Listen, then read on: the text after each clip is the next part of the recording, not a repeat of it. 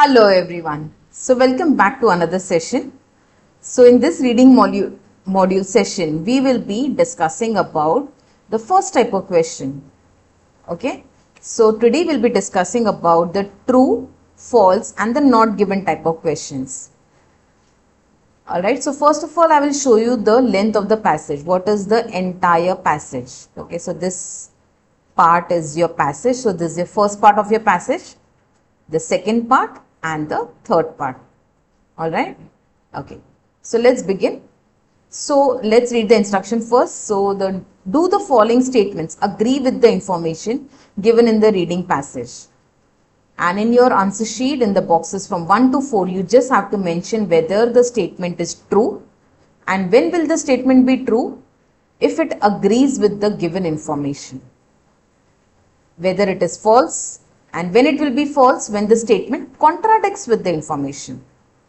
That means it is saying something opposite of it. So that time we can say the statement is false. And when can we say the statement is not given? When there is no information pertaining to the statement which is given in the question. Alright. So as per the rule, we have read the instructions. Yes. Now we need, what are we supposed to do? We should start reading the passage, right? Yes or no? Yes or no? No. Okay. Don't start reading the passage. Read the questions first. What are the questions? The first question is, the Ruhamanga river often floods.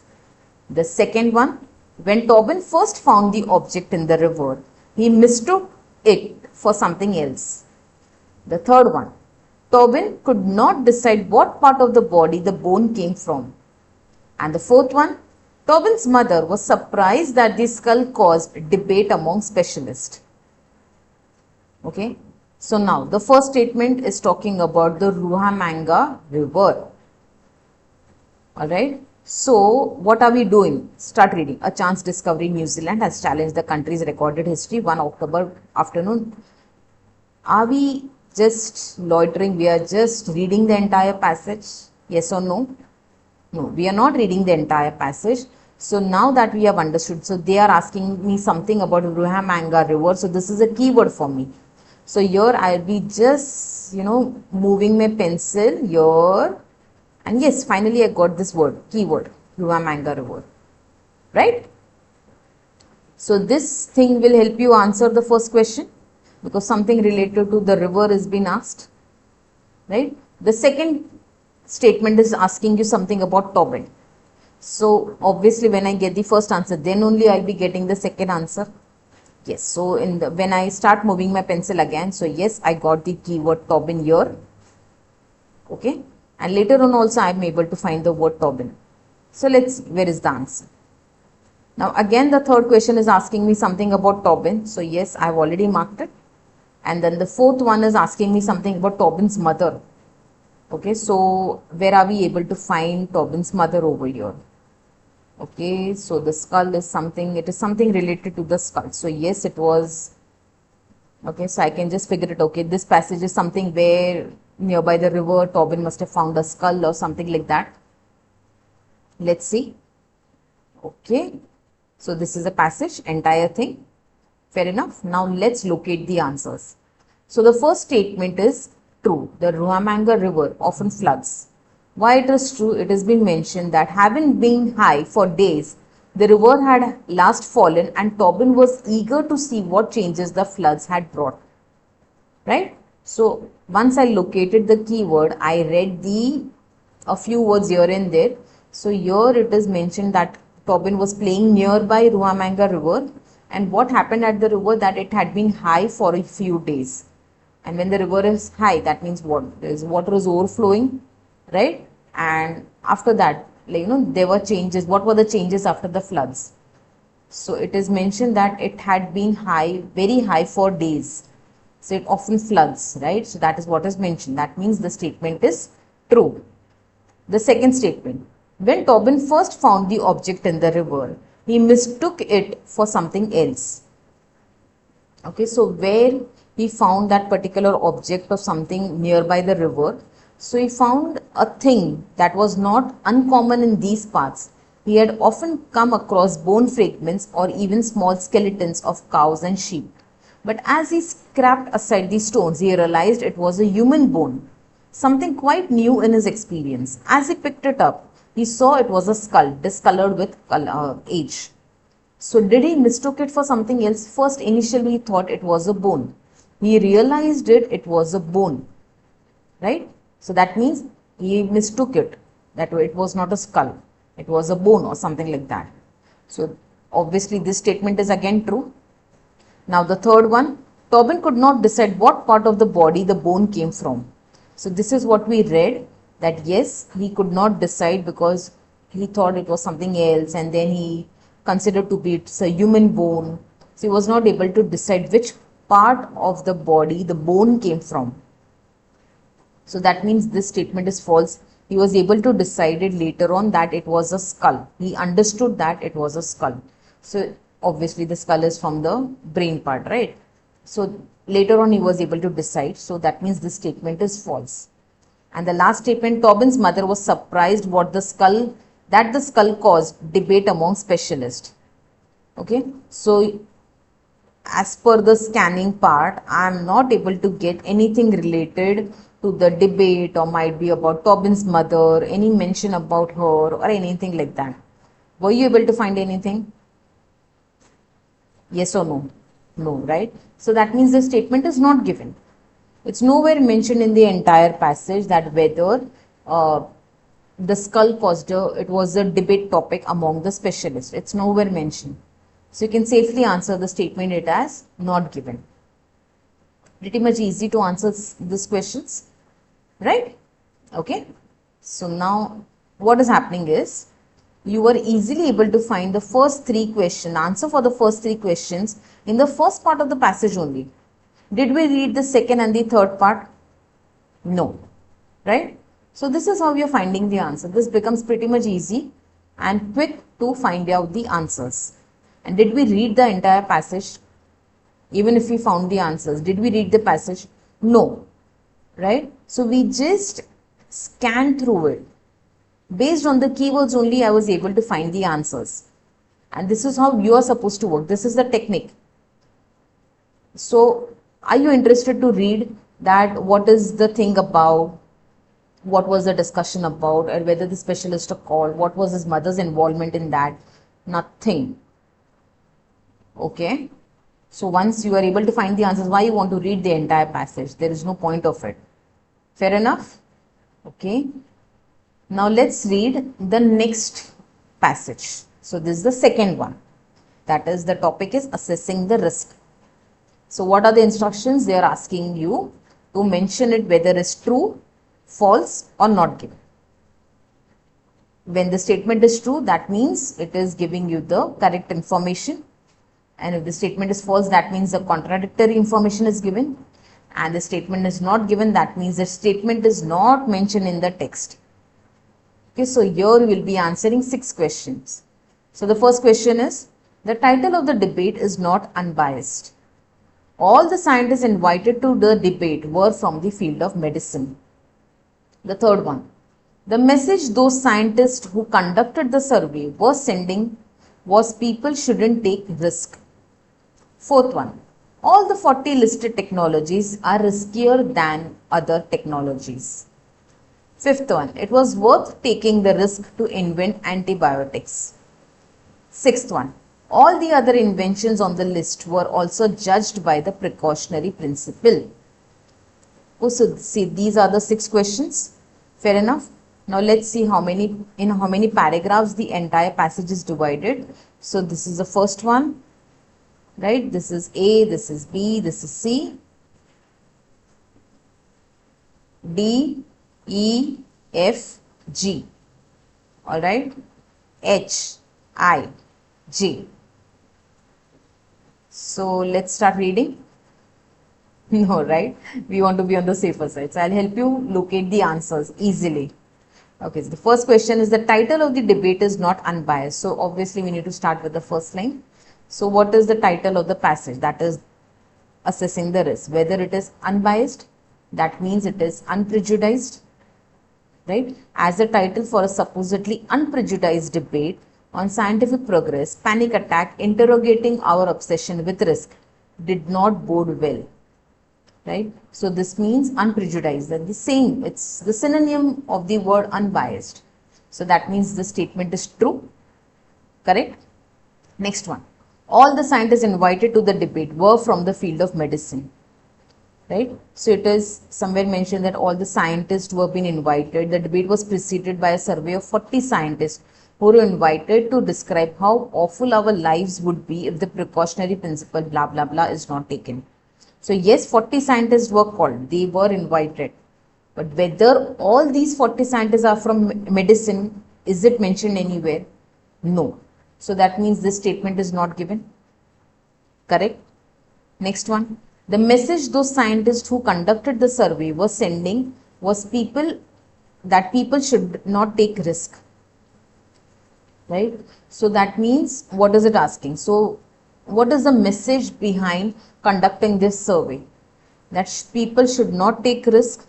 So this was just mentioning that a precautionary principle had to be taken, and it was clearly mentioned that, alright, that in short their message, what was the message? That it should be no risk, no gain.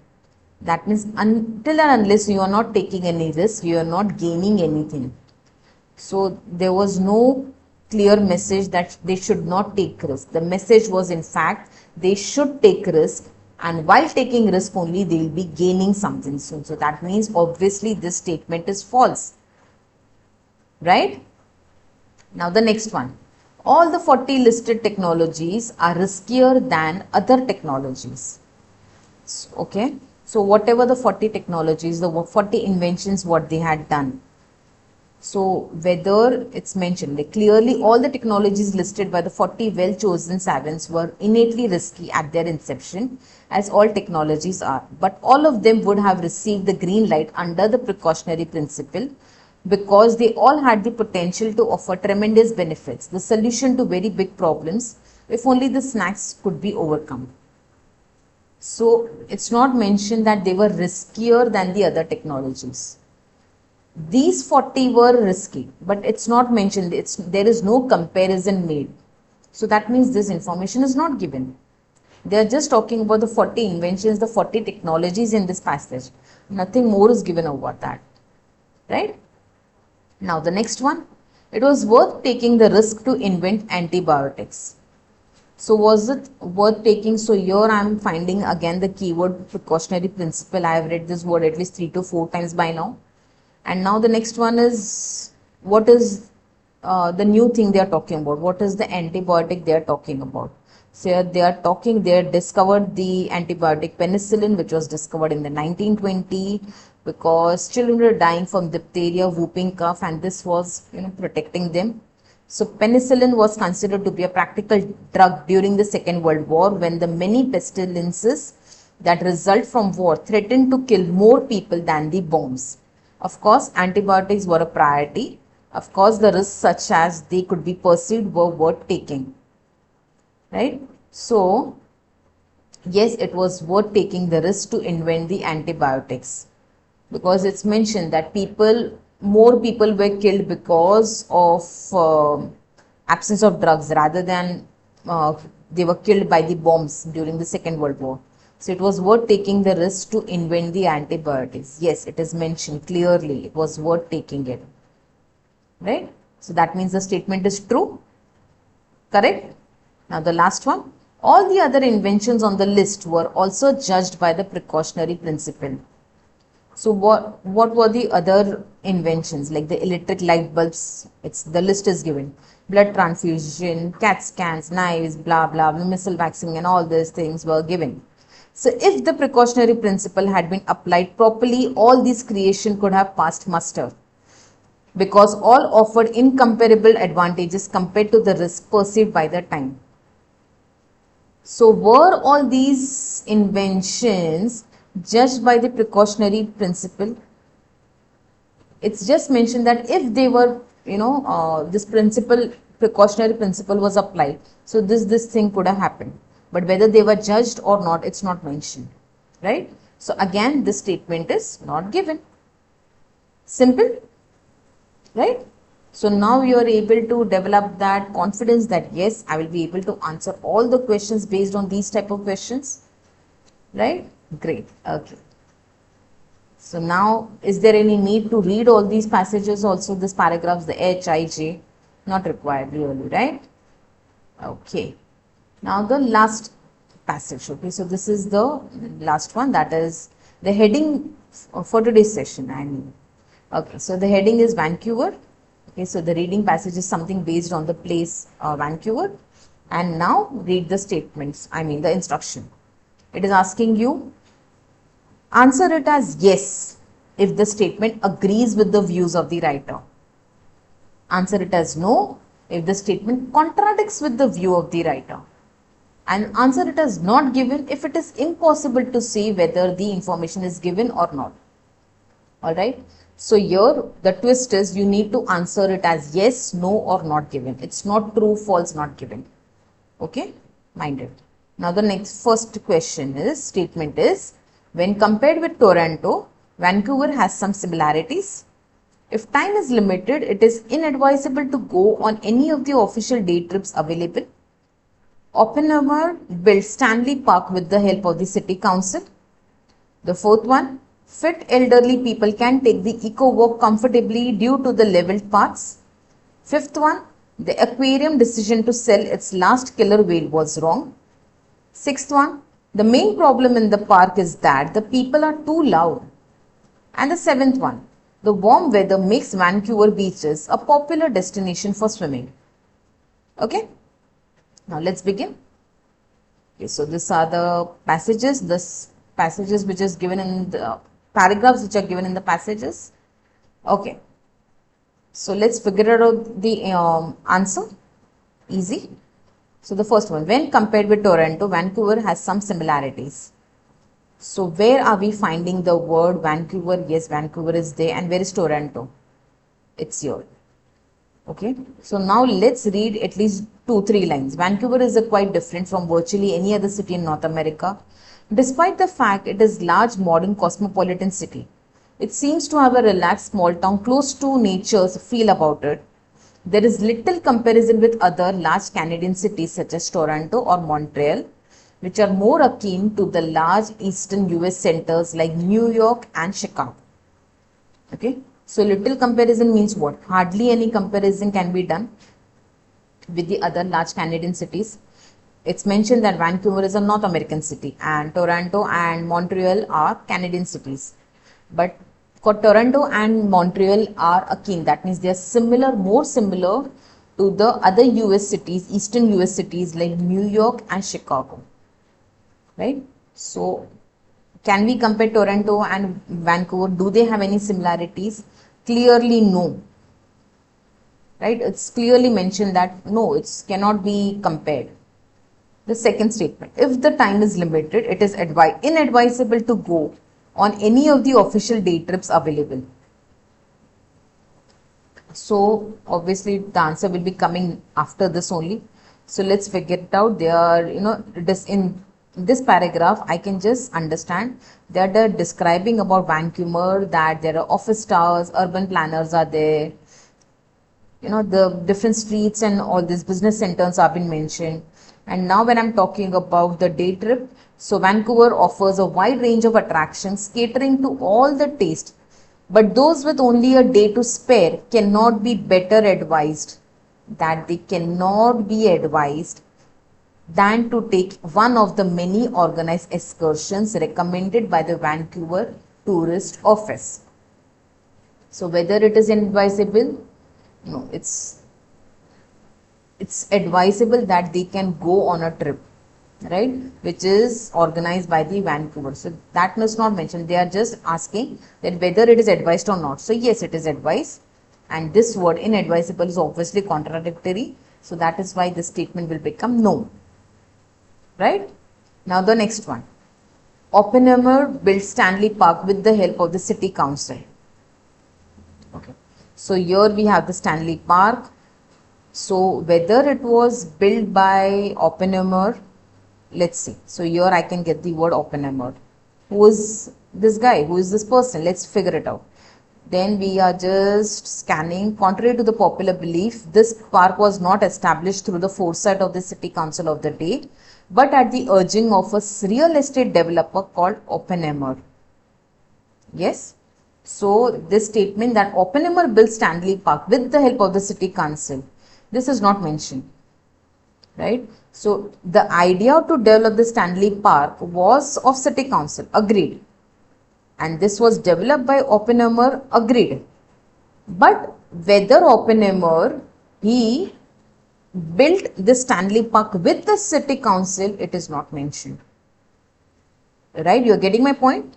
Clear enough? I'll repeat it. Oppenheimer built this particular park, Stanley Park, agreed. Fair enough. The city council had the idea to develop this entire Stanley Park. That is also mentioned. But it is nowhere mentioned that Oppenheimer built Stanley Park with the help of the city council. It is nowhere mentioned. So we can safely say that this information is not given. Correct? Now the fourth one. Fit elderly people can take the eco walk comfortably due to the leveled paths. So let's move to the next slide. So here we have some mention about the eco park, eco walk I mean. So let's read the small passage. So here, okay, so even if you are just scanning, you can get the first word eco park, and here we are talking about the active senior members. Fair enough. So this is elderly people are what? They are seniors, right? And they are talking about eco park, eco walk I mean. So whether they are able to walk because of the level path. So let's see. So the eco walk is a fun and an informative way to see the park. The guide gives information on the trees, plants, birds and animals, as well as on the rich aboriginal culture and legends of the park. The walking is medium paced, taking 3 hours to complete and covering 5 miles of relatively flat, paved and gravel trails over the selected seawall and forest path. This walk is suitable for families, including active seniors.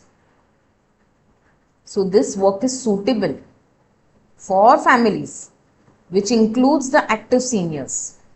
Fair enough. So that is clearly mentioned that this eco walk is suitable for elderly people, that is for the seniors, because of the leveled paths. Clear enough? So this is how you are reading the lines and understanding what is the paragraph talking about, telling you about, and based on that you can determine the answer, right? So this is where your answer is right. It's yes. Fair enough. Now the next one. The aquarium's decision to sell its last killer whale was wrong. Okay, so let's see. So now, okay, now the next passage is talking about the world-class aquarium. Okay, so now don't give even a random thought that they were talking about Vancouver, then they started talking about the Stanley Park, then we spoke about the Eco Walk, now they are talking about the aquarium. Do you want to relate all these dots? Are you interested to do that? No, we are just interested to find the correct answers, right? Okay, so now in the next paragraph they are talking about the world-class aquarium, where killer whales, the keyword I got it, yes. The aquarium feels the purpose of keeping the whales, namely re-educating the public and stopping the hunting of them, has been accomplished. So the last remaining killer whale at the aquarium was sold to Sealand in California, where it died shortly after arriving. So that is given that yes, the killer whale was sent to Sealand, California, it was sold over there, and later on it died in a short while. Okay. So whether its decision was right or wrong, that is not mentioned. So you can safely say that this answer is not given. Correct? Okay. Now the next one. The main problem in the park is that the people are too loud. So let's see what is the exact problem. So here the main threat to the park is the sheer volume of the people who want to be in it. Efforts are being made to restrict the amount of automobile traffic passing through. One of the ultimate goal is to eliminate the causeway leading to the lands, blah blah blah. Okay, so the main threat to the park is the sheer volume of the people. Okay, The main problem is that the people are too loud. So that is what is the contradictory information. So safely your answer is no again. Okay. Now the last one. The warm weather makes Vancouver beaches a popular destination for swimming. So now we have the paragraph something related to beaches. So beaches are considered to be a big attraction and people love to swim because the temperatures are usually high. That means the temperatures are usually warm. So that is why Vancouver becomes a great destination for swimming for people. So comfortably your answer is yes over here. Correct? Okay. So this was about today's session. Thank you so much for attending it. See you next time. Bye-bye.